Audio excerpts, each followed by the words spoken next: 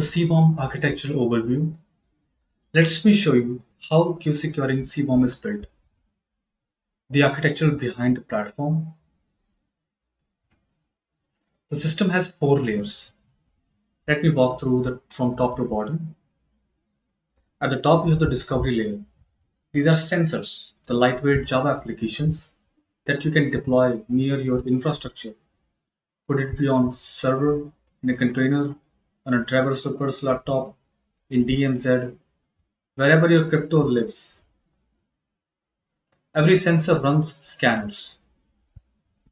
We have 9 types: the HTTPS endpoint scanning, file system scanning, Java key store, SSH keys, Windows cert store, source code analysis, binary scanning, AWS services, and Active Directory, LDAP sensors. You can configure which sensors run on which scanner. Key thing, the scanners are pluggable. We can add one new scan without touching the core.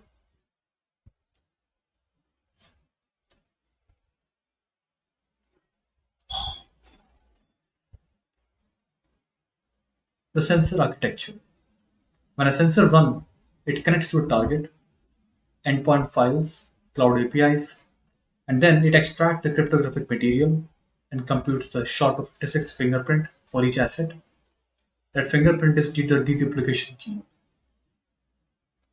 So, if the same certificate shows up on 10 different servers, it's stored once in the system and with the 10 locations attached.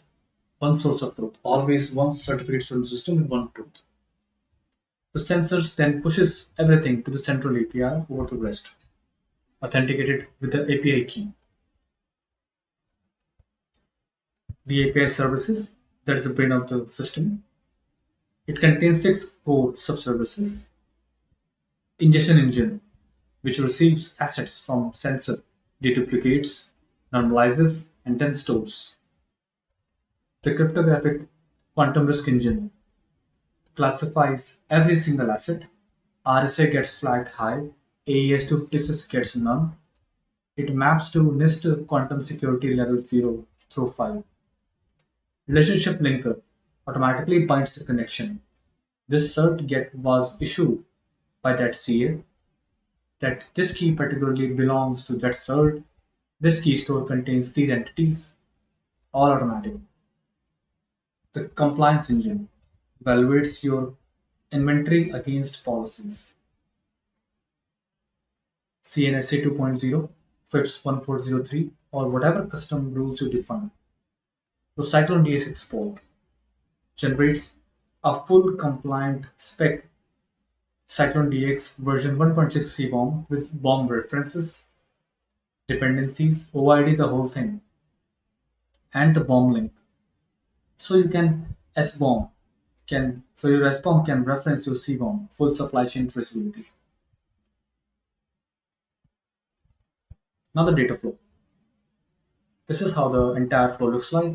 The sensor scan runs, it pushes to the API, and then API deduplicates and classifies, links relationships, properly store them in the MongoDB.